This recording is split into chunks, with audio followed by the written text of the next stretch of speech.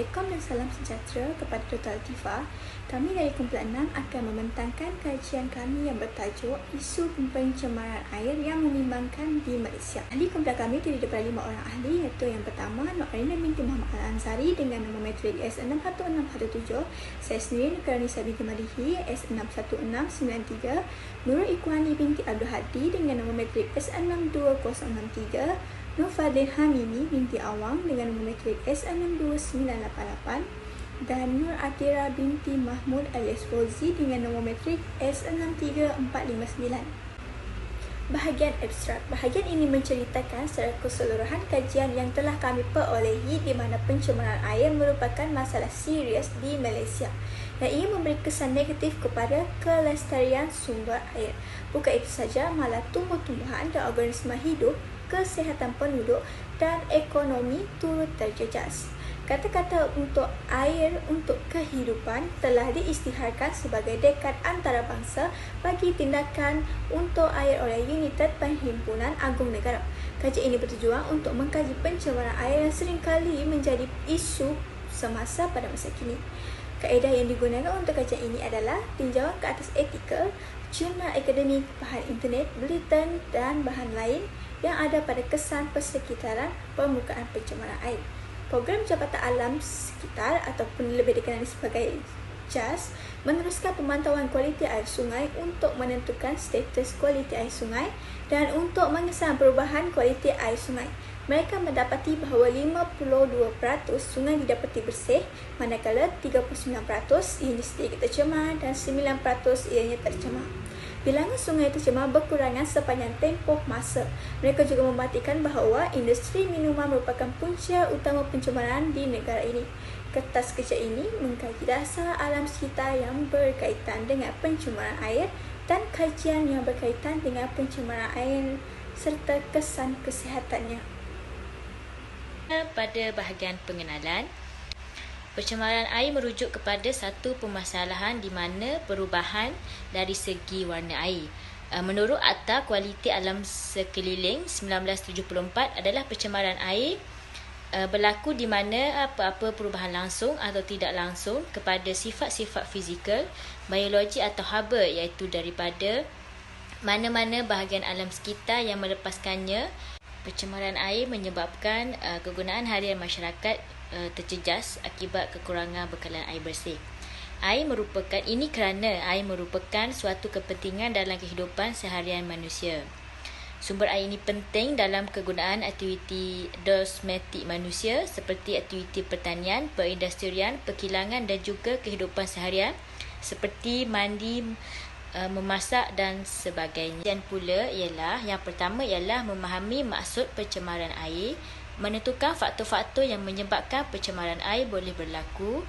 Yang ketiga, mengenal pasti kesan-kesan daripada pencemaran air tersebut. Objektif keempat ialah langkah-langkah yang telah dilakukan dan boleh dilakukan dalam mengatasi masalah ini. Berdasarkan kepada objektif kajian, cuaca dan kegiatan manusia merupakan faktor yang mempengaruhi penurunan kualiti air. Oleh yang demikian, persoalan-persoalan kajian yang berikut dibina berdasarkan faktor tersebut, iaitu adakah kegiatan manusia merupakan faktor utama terjadi pencemaran air dan adakah terdapat faktor-faktor lain yang menyebabkan pencemaran air ini boleh berlaku. Seterusnya ialah penyataan masalah. Akses terhadap air dengan kualiti yang menepati standard untuk keperluan kesihatan. Namun air bersih semakin sukar didapati dengan adanya masalah pencemaran air yang semakin berleluasa. Terdapat pelbagai masalah dan halangan dalam menguruskan air sumber di sesebuah negara. Keseriusan masalah ini menyebabkan penyelidikan dilakukan secara menyeluruh dan berterusan. Di Malaysia, masalah kuantiti air bukanlah satu masalah utama, namun masalah kualiti air yang menjadi masalah utama di negara kita. Negara-negara membangun yang lain juga menghadapi masalah yang sama. Proses pembangunan dan aktiviti ekonomi yang semakin rancak menyebabkan banyak sungai menjadi bangsa untuk tempat pembuangan sisa industri dan domestik. Okey, seterusnya kita beralih kepada sorotan literatur. Kajian literatur ini memberikan gambaran keseluruhan mengenai isu pencemaran air yang merusingkan semua pihak kerana isu ini merupakan isu yang sangat serius dan memberikan impak yang negatif dari pelbagai sudut iaitu sudut keselamatan, kesihatan dan ekonomi di Malaysia. Menurut Mr. Abu Latif pada tahun 2018, pencemaran air ini sangat membimbangkan masyarakat yang mana ia berpunca daripada sisa-sisa perindustrian serta sampah sarak yang berlaku. Kadar pencemaran yang meningkat disebabkan isu ini akan terus menjadi isu yang sangat berat, terutamanya berlaku di negeri yang mempunyai kawasan perindustrian yang banyak, tamsanya Pulau Pinang. Hal ini disebabkan oleh sungai yang tercemar ini tidak sesuai untuk dijadikan sumber minuman kerana akan memberi kesan sampingan terhadap kesihatan semua, terutamanya kepada manusia dan hidupan akuatik.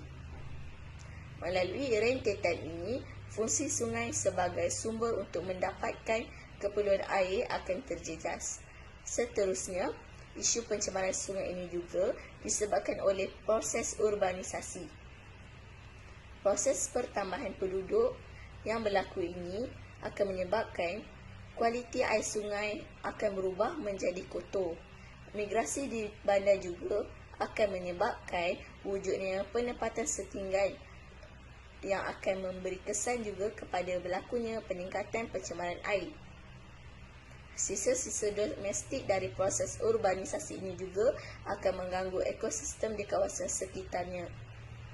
Kemudian, sikap segelintir individu yang tidak mengambil cakna terhadap isu ini juga akan menjadi punca berlakunya peningkatan isu pencemaran air yang akan memberikan kesan yang sangat membimbangkan di Malaysia. Tausiahnya, mereka sering mengalirkan sisa-sisa kumbahan dari kediaman mereka ke sungai. Umum mengetahui bahawa air sisa kumbahan sangat kotor kerana ia terdiri daripada najis, air basuhan maupun sampah sarak. Hal ini akan menyebabkan keadaan sungai semakin tercemar lalu telah mencetuskan pencemaran air yang melampau. Aktiviti harian yang dijalankan seperti aktiviti peruncitan, borong dan perkhidmatan juga menjadi salah satu isu pencemaran air yang berlaku di Malaysia ini. Tambahan lagi, pembinaan perumahan yang baru juga menjadi salah satu sebab isu ini semakin meningkat. Hal ini disebabkan oleh pembuangan sisa domestik seperti kertas, plastik maupun sisa makanan yang akan memberi implikasi secara tidak langsung kepada peningkatan sisa pencemaran air. Banyak implikasi buruk yang diperoleh sekiranya isu ini telah diendahkan oleh semua pihak. Di bahagian metodologi kajian pula, terdapat kajian kualitatif, analisis dokumen dan internet. Yang pertama adalah kajian kualitatif.